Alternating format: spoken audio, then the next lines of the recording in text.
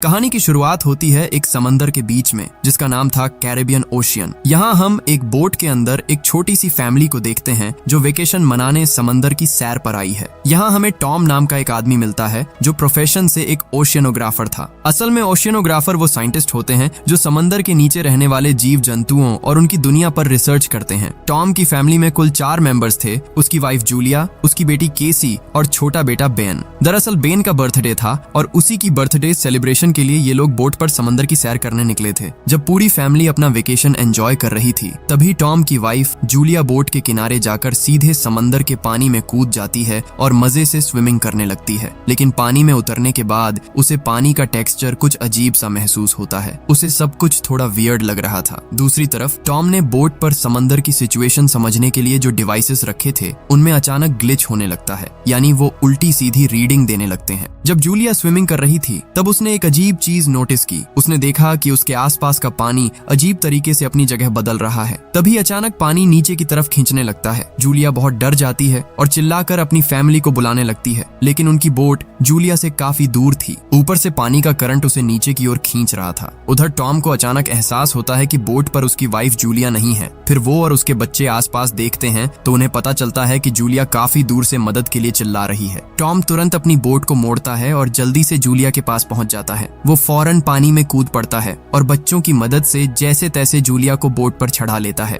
Julia इस बार तो बच जाती है, लेकिन टॉम उस पर काफी गुस्सा होता है। उसने बोट पर चढ़ने से पहले ही सबको इन्फॉर्म कर दिया था कि अगर कोई भी समंदर में उतरेगा तो वो सबको बताकर ही उतरेगा, वरना कभी भी कोई बड़ा हादसा हो सकता है। जूलिया अपनी गलती के लिए टॉम से माफी मांगती है क्योंकि आज बेन का बर्थडे था और वो नहीं चाहते थे कि दिन खराब हो, इसलिए सब इस एक्सीडेंट को भूलकर फिर से वेकेशन एंजॉय करने लगते हैं। उस वक्त कोई भी इस बात पर गौर नहीं करता कि आखिर हुआ क्या था, यहाँ तक कि टॉम भी उन डिवाइसेस की गड़बड़ी पर ध्यान नहीं दे पाता। अब शाम होते होते उन सब ने मिलकर पार्टी के लिए पूरी बोट को डेकोरेट कर लिया था। टॉम यहाँ बर्थडे सेलिब्रेट करने के लिए केक रेडी कर रहा था। आज बेन का 13वां बर्थडे था और पूरी फैमिली उसे ढेर सारे गिफ्ट्स दे रही थी और उसे खुश करने की हर मुमकिन कोशिश कर रही थी। उन्होंने बेन के लिए एक स्पेशल गाना भी गाया। इसके बाद केक काटने से पहले कैमरा सेट करके वे सब फैमिली फोटोज लेने लगे। लेकिन बर्थडे सेलिब्रेशन के दौरान ही अचानक केसी के पास एक वीडियो कॉल आता है। केसी तुरंत जाकर बात करने लगती है। दरअसल केसी को उसके बॉयफ्रेंड जेस ने फोन किया था। केसी जेस को बताती है कि वे लोग यहाँ कितना एंजॉय कर रहे हैं, लेकिन जेस उसे कहता है कि जितनी जल्दी हो सके उन्हें वहाँ से वापस लौट आना चाहिए। जेस बताता है कि हर तरफ खबर आ रही है कि अलग अलग जगहों पर बहुत बड़े साइज के तूफान आ रहे हैं। यहाँ तक कि न्यूज में भी वार्निंग दी जा रही है। ताज्जुब की बात यह थी कि ये तूफान सिर्फ किसी एक जगह नहीं बल्कि पूरी दुनिया में एक साथ आ रहे थे, जो कि अर्थ की हिस्ट्री में पहली बार हो रहा था। ये सुनकर केसी बहुत डर जाती है कि आखिर अचानक ऐसा अजीब वाकया क्यों हो रहा है। केसी जेस से इस बारे में और कुछ पूछने ही वाली थी कि तभी कॉल कट जाता है। काफी कोशिश के बाद भी केसी उससे कांटेक्ट नहीं कर पाती क्योंकि सिग्नल पूरी तरह टूट चुके थे। केसी तुरंत अपनी फैमिली के पास भागती है और उन्हें बताती है कि कैसे पूरी दुनिया में एक साथ बड़े बड़े तूफान आ रहे हैं और न्यूज में डेंजर सिग्नल दिया गया है। यह सुनकर सब काफी घबरा जाते हैं, लेकिन इससे पहले कि वे कुछ समझ पाते अचानक उनकी बोट से किसी चीज के टकराने की जोर से आवाज आती है। जब वे सब बोट के बाहर आकर देखते हैं तो दंग रह जाते हैं। उनकी बोट के चारों तरफ ढेर सारी शार्क्स आ गई थीं। शार्क्स ने पूरी बोट को घेर लिया था। टॉम यह देखकर हैरान था क्योंकि एक ओशियनोग्राफर होने के नाते उसे अच्छी तरह पता था कि इस वक्त इस एरिया में शार्क्स होने की कोई पॉसिबिलिटी नहीं है। उसे समझ आ गया कि दुनिया के नेचुरल सिस्टम में कोई बहुत बड़ा बदलाव आया है। टॉम को कुछ समझ नहीं आ रहा था कि इस सिचुएशन को कैसे हैंडल करे। इसी बीच शार्क्स के बोट से टकराने की वजह से इंजन में खराबी आ जाती है। वहां से निकलने के लिए इंजन ठीक करना जरूरी था, जिसके लिए पानी में उतरना पड़ता। थोड़ी देर बाद जब शार्क्स वहां से चली जाती हैं, तो टॉम सीधा पानी में उतर जाता है। लेकिन कुछ देर बाद टॉम की फैमिली देखती है कि टॉम के हाथ का काफी हिस्सा कट गया है, इसलिए वे पहले टॉम को बोट के अंदर लेकर आते हैं। फिर जूलिया टॉम के जख्म पर दवाई लगाती है। टॉम यहाँ जूलिया को बताता है कि एक बहुत बड़ी शार्क के टकराने की वजह से बोट के इंजन में काफी डैमेज हुआ है, जिसे इतनी आसानी से ठीक करना पॉसिबल नहीं है। वे अब समंदर के बिल्कुल बीचों बीच हैं, इसलिए वापस जाना भी उनके लिए बहुत मुश्किल हो गया है। उसे अब लग रहा है कि वो किसी भी तरह इंजन ठीक नहीं कर पाएगा क्योंकि इसके लिए कुछ खास चीजों की जरूरत है जो उनके पास नहीं है। अब यहाँ से बचने का एक ही रास्ता था, बाहर से किसी की मदद लेना ताकि कोई रेस्क्यू टीम उन्हें यहाँ से निकाल सके। लेकिन सबसे डरावनी बात यह थी कि उनके लैपटॉप या मोबाइल कहीं भी कोई सिग्नल नहीं आ रहा था। केसी अपना मोबाइल लेकर बोट की ऊंची जगहों पर पर खड़ी होकर सिग्नल पकड़ने की कोशिश करती है, पर मोबाइल में नेटवर्क का एक डंडा भी नहीं आता। दूसरी तरफ जूलिया भी रेडियो के जरिए सिग्नल भेजने की कोशिश करती है, लेकिन रेडियो पर भी कोई रिस्पॉन्स नहीं मिलता। ये सब देखकर वे हैरान रह जाते हैं, क्योंकि वे ऐसी लोकेशन पर थे जहां नेटवर्क की कोई प्रॉब्लम नहीं होनी चाहिए थी। सब लोग बहुत टेंशन में आ जाते हैं। सारी सिचुएशन को देखकर टॉम समझ जाता है कि वे बहुत बड़ी मुसीबत में हैं और शायद उन्हें यहीं फंसे रहना पड़ेगा। टॉम कैलकुलेशन करके सबको बताता है कि उनके पास अब सिर्फ 4 दिन तक चलने लायक खाना और पानी बचा है, इसलिए जब तक वे यहाँ फंसे हैं उन्हें राशनिंग करनी होगी, यानी हिसाब से खाना पीना होगा। उनके लिए बस एक ही प्लस पॉइंट था कि उनकी बोट एक शिपिंग रूट पर थी, जहाँ से अक्सर मालगाड़ी वाले जहाज गुजरते हैं, इसलिए उन्हें उम्मीद थी कि जल्द ही किसी न किसी जहाज से मदद मिल जाएगी। लेकिन उन्हें ये नहीं पता था कि बाहर की दुनिया में असल में क्या कहर टूट रहा है। वे अभी ये सब डिस्कस ही कर रहे थे कि तभी उन्हें बाहर एक धमाके की आवाज सुनाई देती है। जब वे बाहर देखते हैं तो उनके होश उड़ जाते हैं। आसमान से आग के गोले नीचे गिर रहे थे।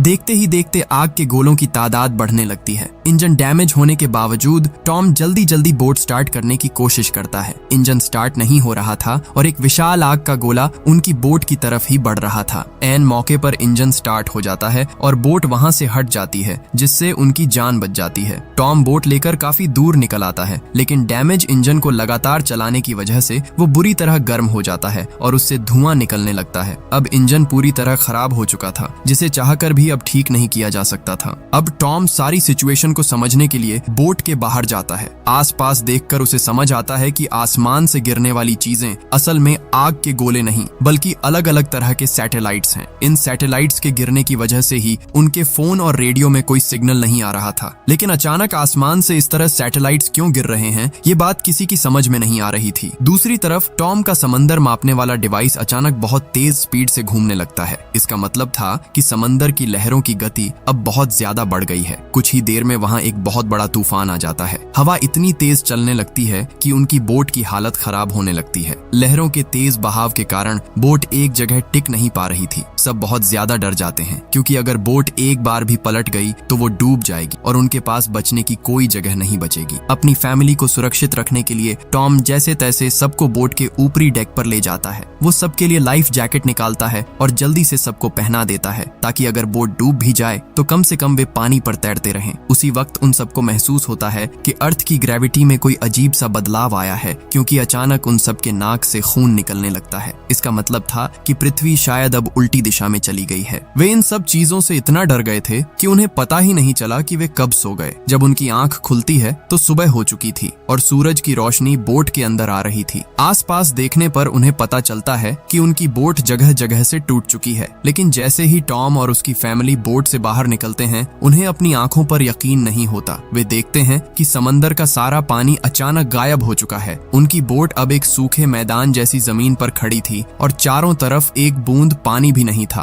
पहले उन्हें लगा कि शायद तूफान की वजह से उनकी बोट किसी रेगिस्तान में आ गई है, लेकिन ध्यान देने पर उन्हें समझ आया कि जिस जमीन पर बोट खड़ी है वो असल में समंदर के नीचे की जमीन है, क्योंकि जगह जगह की मिट्टी अब भी गीली थी। उन्होंने अंदाजा लगाया कि कल रात ग्रेविटी बदलने की वजह से समंदर का सारा पानी एक जगह से दूसरी जगह चला गया है। शायद समंदर का पूरा पानी इंसानी बस्तियों की तरफ चला गया होगा, जिसकी वजह से दुनिया के बाकी सब लोग शायद मारे गए होंगे और अब कोई जिंदा नहीं बचा होगा। दरअसल पृथ्वी के 70 फुट हिस्से में पानी है और बाकी 30% जमीन। अगर वो 70 फुट पानी अपनी जगह बदलकर जमीन वाले हिस्से पर चला जाए तो इंसानों का बचना नामुमकिन है। टॉम अपनी लोकेशन का पता लगाने के लिए कंपास का इस्तेमाल करता है, लेकिन कंपास ठीक से काम नहीं कर रहा था। कंपास का ऐसा बिहेवियर देखकर टॉम समझ जाता है कि पृथ्वी का कोर पूरी तरह बदल चुका है। इसका मतलब था कि समंदर के बाहर के इलाकों में भी भारी तबाही हुई होगी और उनके रिश्तेदार या करीबी अब शायद ही जिंदा हों। ये सुनकर केसी रोते हुए अपने कमरे में चली जाती है, क्योंकि उसे अपने बॉयफ्रेंड की बहुत फिक्र हो रही थी। दूसरी तरफ बेन अपने कल रात के बर्थडे बैलून्स को इकट्ठा करके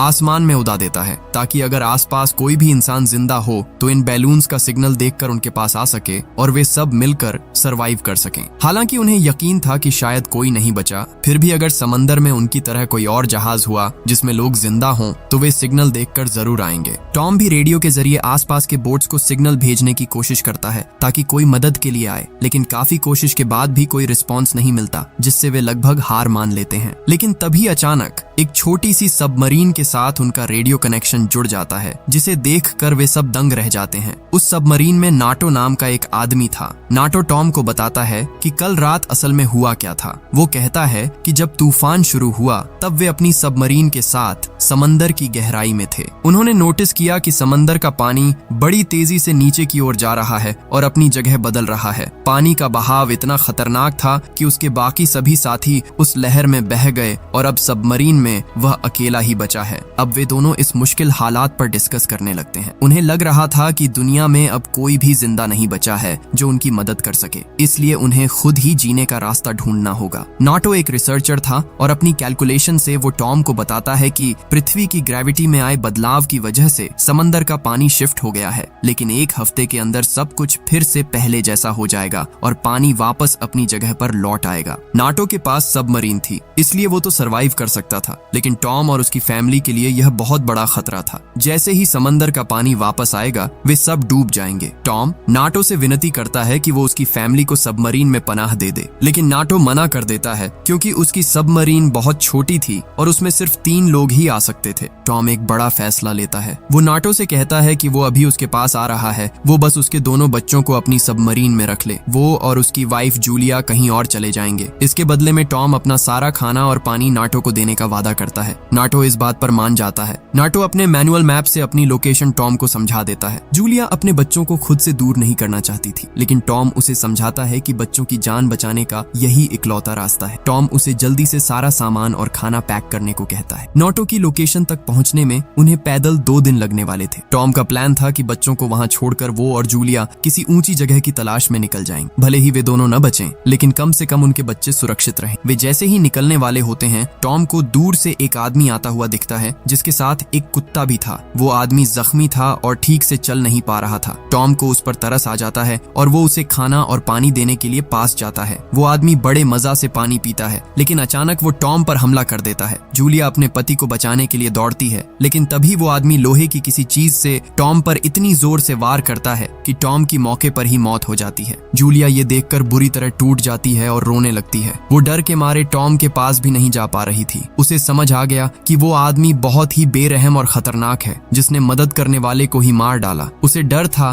कि वो अब उसके बच्चों पर हमला करेगा और उनका खाना पानी छीन लेगा। इसलिए इससे पहले कि वो आदमी उन तक पहुंचता, जूलिया भागकर अपने बच्चों के पास जाती है और उन्हें छिपा जाने के लिए कहती है। उधर वह खतरनाक आदमी उनकी तरफ बढ़ रहा था। यह देखकर जूलिया आनन फानन में बोट के केबिन का दरवाजा बंद कर देती है और बेन और केसी को वहां मौजूद छोटे छोटे बॉक्स के पीछे छिप जाने को कहती है। बच्चों की हिफाजत के लिए वह उन दोनों को एक एक फ्लेयर गन थमा देती है। इसके बाद वह खुद केबिन से बाहर निकलकर एक जगह छिप जाती है ताकि उस आदमी पर पीछे से हमला कर सके। इधर वह आदमी बोट पर चढ़ चुका था। वह केबिन के पास आकर उसका दरवाजा तोड़ने की कोशिश करने लगता है। काफी देर तक मशक्कत करने के बाद वह दरवाजा तोड़कर अंदर घुस जाता है, लेकिन वहां उसे कोई नजर नहीं आता। अब वह मजे से वहां रखा खाना खाने लगता है और पूरी बोट की तलाशी लेने लगता है कि सरवाइव करने के लिए वहां और क्या क्या काम की चीजें हैं। वह ऊपर से नीचे तक बोट का कोना कोना छान रहा था। जूलिया ऊपर वाले फ्लोर पर छिपी हुई थी। उसके हाथ में एक चाकू था और वह उस आदमी पर वार करने का मौका ढूंढ रही थी। जैसे ही जूलिया हमला करने के लिए आगे बढ़ी, गलती से उससे कुछ आवाज हो गई। हालांकि वह फौरन फिर से छिप गई, लेकिन तब तक उस आदमी को एहसास हो गया कि कोई उसका पीछा कर रहा है और बोट पर कोई और भी मौजूद है। जूलिया बोट के एक टूटे हुए हिस्से से किसी तरह बचकर बाहर निकल आती है और बोट के नीचे जाकर दुबक जाती है। वह आदमी उसे पागलों की तरह ढूंढ रहा था, पर जब वह कहीं नहीं मिली तो वह वापस बोट के अंदर चला गया। चूंकि बच्चे अब भी बोट के अंदर ही थे, इसलिए जूलिया फिर से अंदर जाने की हिम्मत जुटाती है। लेकिन जैसे ही वह अंदर घुसने की कोशिश करती है, उस आदमी का कुत्ता उसे देख लेता है और भौंकने लगता है। कुत्ते की आवाज सुनकर जब वह आदमी बाहर आता है तो देखता है कि किसी ने उसके कुत्ते को मारकर वहां से भगा दिया है या मार दिया है। असल में जूलिया कहीं नहीं गई थी, वह चुपचाप बोट के अगले हिस्से पर आ गई थी। वह फिर से अंदर जाकर हमला करने का प्लान बना रही थी, लेकिन तभी अचानक वह आदमी जूलिया के सामने आ जाता है। वह जूलिया पर टूट पड़ता है और उसे बेरहमी से पीटने लगता है। वह चिल्लाकर पूछता है कि उनके पास और क्या क्या कीमती सामान और रसद है। अगर उसने नहीं बताया तो वह उसे जान से मार देगा। केसी छिपकर यह सब देख रही थी। उसे समझ आ गया कि अगर उसने कुछ नहीं किया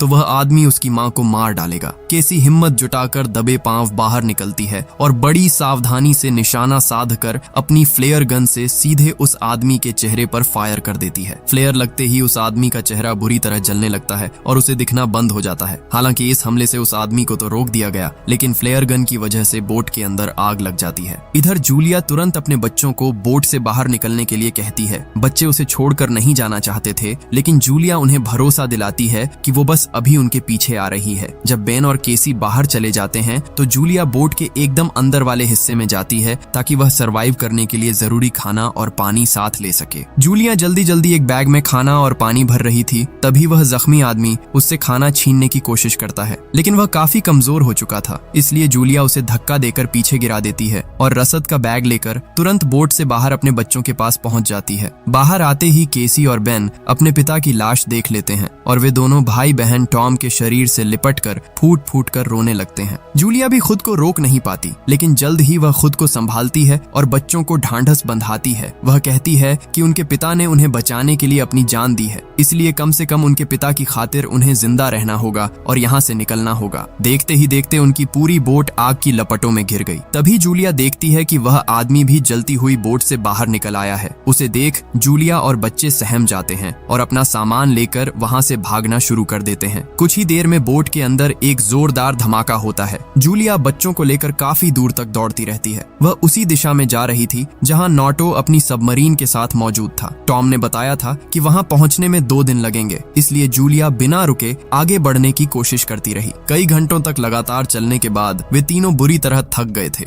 इसीलिए उन्होंने एक जगह रुककर रात बिताने का फैसला किया। भागने की वजह से उन्हें बहुत प्यास लगी थी, पर उनके पास पानी बहुत कम था। जिस जगह वे रुके थे वहाँ नीचे से पानी की एक छोटी धारा बह रही थी, लेकिन वह पानी पीने लायक नहीं था। बेन बहुत ज्यादा दुखी था क्योंकि उसे लग रहा था कि उसके पिता की मौत का जिम्मेदार वही है। उसे लगा कि उसके बर्थडे बैलून उड़ाने की वजह से ही वह आदमी वहाँ तक पहुँचा और उसके पिता को मार डाला। बेन खुद को माफ नहीं कर पा रहा था, लेकिन जूलिया उसे समझाती है कि यह सब बस एक एक्सीडेंट था और इसमें उसकी कोई गलती नहीं है। अब उनका मकसद सिर्फ किसी भी तरह जिंदा रहना है। इसी बीच केसी बैग में वह मैप ढूंढती है जिसमें सबमरीन की लोकेशन थी, लेकिन उसे मैप नहीं मिलता। जूलिया बताती है कि बोट में आग लगने की वजह से वह मैप वहीं जल गया था, वह उसे बचा नहीं पाई। अब सबमरीन तक पहुंचना बहुत मुश्किल होने वाला था। बस टॉम ने मरते वक्त रास्ते के बारे में कुछ हिंट्स दिए थे जिसके सहारे उन्हें आगे बढ़ना था। तभी जूलिया ऊपर से नीचे की तरफ झांकती है और उसके होश उड़ जाते हैं। वह आदमी अब भी उनका पीछा कर रहा था। वह आसपास उन्हें ही ढूंढ रहा था क्योंकि जूलिया सारा खाना और पानी अपने साथ ले आई थी और वह आदमी उन चीजों को छीनना चाहता था। यह देखकर जूलिया अपने बच्चों के साथ बहुत सावधानी से वहां छिप जाती है। जब वह आदमी वहां से काफी दूर निकल गया तो जूलिया तुरंत अपने बच्चों को लेकर फिर से चल पड़ी। वे चिलचिलाती गर्मी में कई घंटों तक लगातार पैदल चलते रहे,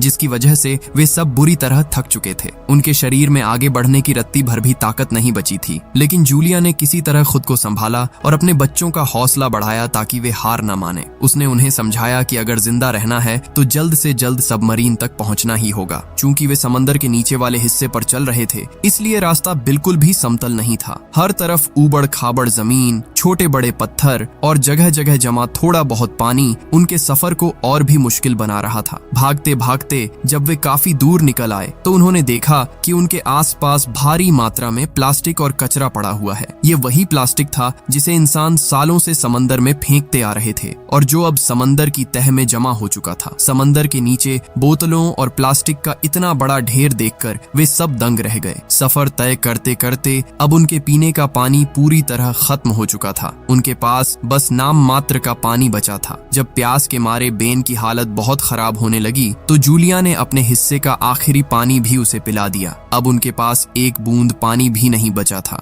इधर प्यास और थकान से केसी की हिम्मत भी टूटने लगी थी। वह रोते हुए कहने लगी कि अब वह एक कदम भी आगे नहीं बढ़ेगी। उसने सवाल उठाया कि इस बात की क्या गारंटी है कि वहां पहुंचने पर उन्हें सबमरीन मिलेगी ही। हो सकता है कि नाटो नाम के उस आदमी ने उनसे झूठ बोला हो। केसी को लगा कि अब समंदर का पानी वापस आने का वक्त भी हो गया है, इसलिए वे चाहे कुछ भी कर लें, उनका मरना तय है। केसी की ये बातें सुनकर जूलिया को बहुत गुस्सा आया। उसने केसी को डांटते हुए कहा कि उसे कम से कम अपने पिता के बारे में सोचना चाहिए, जिनकी आखिरी ख्वाहिश उन्हें जिंदा देखना थी। जूलिया ने साफ कहा कि मौत का इंतजार करने से बेहतर है कि वे जीने की कोशिश करें। इसके बाद वे सब फिर से आगे बढ़ने लगे। कुछ दूर जाने के बाद उन्हें एक क्रैश हुआ प्लेन दिखाई दिया जो शायद सालों पहले समंदर में गिरा था। प्लेन काफी पुराना था और इतने सालों तक पानी के नीचे रहने की वजह से उसमें जंग लग चुका था। जूलिया ने फैसला किया कि वे आज की रात इसी प्लेन के अंदर गुजारेंगे। सब प्लेन के अंदर जाकर आराम करने लगे, लेकिन जूलिया वहां बैठकर फूट फूट कर रोने रोने लगी। वह सोच रही थी कि कैसे सिर्फ एक दिन के अंदर उनकी पूरी जिंदगी बदल गई। कल रात वे सब साथ थे और आज उसने अपने सबसे प्यारे इंसान को हमेशा के लिए खो दिया है। इसके बाद जूलिया वह फैमिली फोटो देख रही थी जो कल रात बेन की बर्थडे पार्टी में उन्होंने खींची थी। फोटो देखकर जूलिया बहुत ज्यादा इमोशनल हो जाती है, यहाँ तक कि केसी और बेन भी अपने पिता को याद करके रोने लगते हैं, क्योंकि उनके पिता ने हमेशा पूरे परिवार को संभाल कर रखा था। इसी तरह यादों में खोए हुए वे सब वहाँ सो जाते हैं। लेकिन अचानक आधी रात को केसी की नींद किसी आहट से खुल जाती है। उसे बाहर किसी के चलने की आवाज सुनाई दी थी। वह बिना सोचे समझे बाहर देखने आती है तो पता चलता है कि वही आदमी वहाँ पहुँच गया है जिसने उनके पिता को मारा था। जैसे ही केसी वहाँ खड़ी होती है, वह आदमी पीछे से उस पर हमला करने की कोशिश करता है। लेकिन असल में केसी अपनी माँ के साथ प्लान बनाकर ही बाहर निकली थी, क्योंकि उन्हें अच्छी तरह पता था कि वह आदमी पीछा करते हुए यहाँ आएगा। इससे पहले कि वह आदमी केसी पर हमला कर पाता, जूलिया पीछे से उस पर टूट पड़ती है। जूलिया बहुत ही खौफनाक तरीके से उसे मौत के घाट उतार देती है और अपने पति की हत्या का बदला ले लेती है। फिलहाल वे अपनी सबसे बड़ी मुसीबत से बच चुके थे। देखते देखते रात बीत गई और सुबह हो गई। जब केसी और जूलिया बाहर आते हैं तो वे देखते हैं कि उस आदमी की लाश वहाँ नहीं है। ये देखकर वे दोनों डर जाते हैं, क्योंकि इसका मतलब था कि आसपास कोई ऐसा खतरनाक जानवर या जीव हो सकता है जो लाश को उठाकर ले गया। इसीलिए अब उन्हें और भी ज्यादा सावधान रहना था। वे बिना समय बर्बाद किए फिर से सबमरीन की तलाश में निकल पड़ते हैं। कल से उन्होंने एक बूंद पानी भी नहीं पिया था, इसलिए तीनों की हालत बहुत खराब थी। कुछ दूर जाने पर उन्हें जमीन पर जमा हुआ थोड़ा पानी दिखता है जो कि बहुत गंदा था, लेकिन प्यास के मारे बेन खुद को रोक नहीं पाता और पागलों की तरह उस गंदे पानी को पीने के लिए दौड़ता है। जूलिया उसे रोकती है क्योंकि वह पानी उसे बीमार कर सकता था और उन्हें अभी पूरा दिन चलना था। पूरा दिन पैदल चलने के बाद शाम होने लगती है। अंधेरा होने से पहले वे आसपास पड़े कचरे और प्लास्टिक के बड़े टुकड़ों को इकट्ठा करते हैं और रात बिताने के लिए एक शेल्टर तैयार करते हैं। वे बहुत थके हुए थे, इसलिए तीनों वहाँ सो जाते हैं। लेकिन कुछ ही देर बाद जूलिया को बाहर कुछ अजीब आवाजें सुनाई देती हैं। वह दबे पांव बाहर जाकर देखती है तो उसे चारों तरफ डरावने और जहरीले केकड़े नजर आते हैं जो उन्हें घेर रहे थे। जूलिया तुरंत शेल्टर में जाकर बच्चों को उठाती है और उन्हें लेकर वहाँ से भागने लगती है। भागते भागते उन्हें दूर एक बहुत बड़ा जहाज दिखाई देता है जो कई कंटेनर्स के साथ समंदर की तह में डूबा हुआ था। वहाँ लोहे के बहुत सारे कंटेनर्स पड़े थे, इसलिए वे उन कंटेनर्स के अंदर पनाह लेने का फैसला करते हैं। लेकिन जब वे उन कंटेनर्स के पास पहुंचे तो उन्होंने देखा कि वहाँ पहले से ही कई लोगों ने पनाह ले रखी थी। जैसे ही उन लोगों ने देखा कि दूर से ढेर सारे केकड़े उनकी तरफ बढ़ रहे हैं, उन्होंने जूलिया और बच्चों के पहुंचने से पहले ही कंटेनर का दरवाजा अंदर से बंद कर लिया। जूलिया और उसके बच्चों ने लाख मिन्नतें की पर उन्होंने दरवाजा नहीं खोला।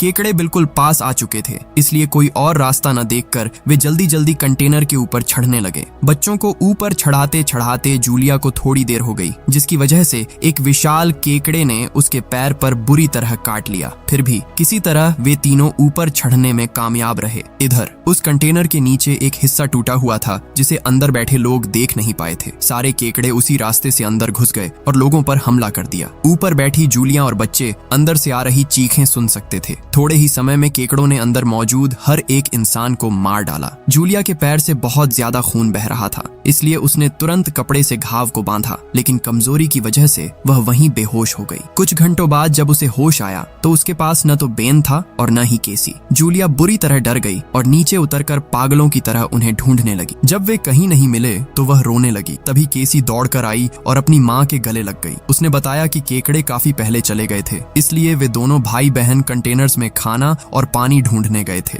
जूलिया ने चैन की सांस ली और एक लाइटर की मदद से अपने घाव को जलाकर उसे ड्रेस किया ताकि इन्फेक्शन न फैले। केसी और बेन को वहाँ मरी हुई लाशों के पास कुछ बंदूकें मिली जिन्हें उन्होंने आत्मरक्षा के लिए उठा लिया। वहाँ उन लोगों का बचा हुआ खाना और पानी भी पड़ा था, जिसे पीकर जूलिया और बच्चों को थोड़ी हिम्मत और ताकत महसूस हुई। जूलिया को एक मरे हुए आदमी के पास एक छोटा रेडियो मिला। उसने तुरंत नाटो से संपर्क किया ताकि पता चल सके कि सबमरीन अब कितनी दूर है। किस्मत से नाटो का सिग्नल मिल गया, लेकिन नाटो ने बताया कि उसकी हालत भी ठीक नहीं है क्योंकि उस पर भी केकड़ों ने हमला किया था। इसके अलावा नाटो ने एक बहुत ही बुरी खबर दी। उसने बताया कि समंदर का पानी जो 2 दिन बाद वापस आना था, अब वो सिर्फ 1 घंटे के अंदर लौटने वाला है। कुदरती तौर पर समंदर के जीवों को इसका एहसास हो गया है, इसीलिए केकड़े और बाकी जानवर समंदर की तरफ लौटने लगे हैं। नाटो ने साफ कह दिया कि अगर वे 1 घंटे के भीतर सबमरीन तक नहीं पहुंचे तो वे सब डूब कर मारे जाएंगे। ये सुनकर जूलिया रोने लगती है और नाटो से कहती है कि वह इतने कम समय में उसे कैसे ढूंढेगी। उसे तो यह भी नहीं पता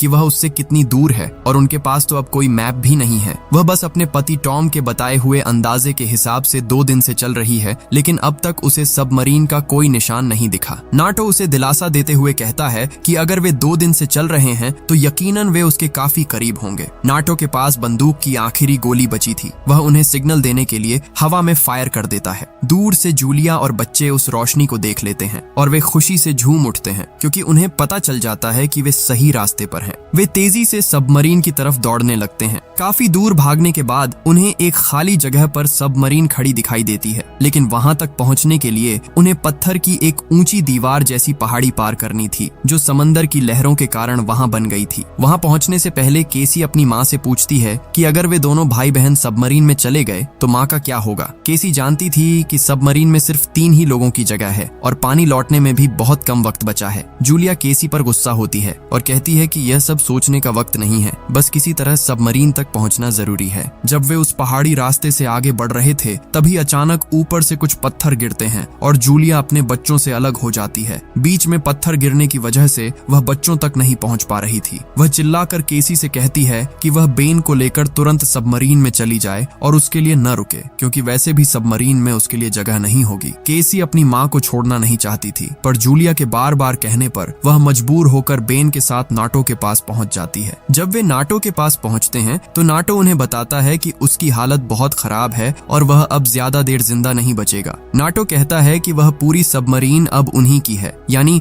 अब वे तीनों आसानी से बच सकते हैं। यह सुनते ही केसी एक पल की भी देरी नहीं करती और अपनी माँ को बचाने के लिए वापस दौड़ पड़ती है। दूसरी तरफ जूलिया को उन पत्थरों के पीछे छिपे हुए ढेर सारे केकड़ों ने घेर लिया था। जूलिया बंदूक से उन्हें रोकने की कोशिश कर रही थी, तभी केसी वहां पहुंचती है और अपनी माँ को खींचकर ऊपर ले आती है। अब वे तीनों मिलकर तेजी से सबमरीन की तरफ भागने लगते हैं, लेकिन तब तक वे खतरनाक केकड़े उनके बिल्कुल पीछे पड़ चुके थे। फिर भी वे तीनों जान लगाकर भागते हैं और जैसे तैसे सबमरीन के ऊपर चढ़ जाते हैं। तभी वे देखते हैं कि उनकी तरफ समंदर की एक विशाल लहर बहुत तेजी से बढ़ रही है। समंदर का पानी वापस लौट आया था। ये देखकर उनके होश उड़ जाते हैं और वे जल्दी से सबमरीन के अंदर घुस जाते हैं। उसी वक्त पानी की एक भयानक टक्कर होती है और पूरा समंदर सबमरीन को अपनी गोद में ले लेता है। उस जोरदार झटके की वजह से वे तीनों सबमरीन के अंदर ही बेहोश हो जाते हैं। कई घंटों के बाद जब उन्हें होश आता है तब तक उनकी सबमरीन तैरते हुए समंदर के किनारे एक तट पर आ चुकी थी। जब वे तीनों बाहर निकलकर देखते हैं तो पाते हैं कि वे इंसानों के रहने वाले एक शहर में पहुंच गए हैं, लेकिन वह शहर अब वैसा नहीं रहा था। समंदर के पानी और तबाही की वजह से पूरा शहर मलबे में तब्दील हो चुका था। दूर दूर तक कोई इंसान नजर नहीं आ रहा था, बस चारों तरफ बर्बादी के निशान थे। इतनी तबाही के बावजूद वे तीनों आज बहुत खुश थे, क्योंकि आखिरकार वे जिंदा बच गए थे और उन्होंने अपने पिता टॉम की आखिरी ख्वाहिश पूरी कर दी थी। उन्हें अब इस उजड़ी हुई दुनिया में एक साथ मिलकर सरवाइव करना था। उन्हें इस बात का पूरा यकीन था कि उनकी तरह दुनिया के अलग अलग कोनों में और भी लोग जिंदा बचे होंगे। उनके मन में यह विश्वास था कि सब मिलकर एक दिन फिर से इस दुनिया को रहने लायक बनाएंगे और एक नई शुरुआत करेंगे। और यहीं पर यह कहानी खत्म हो जाती है।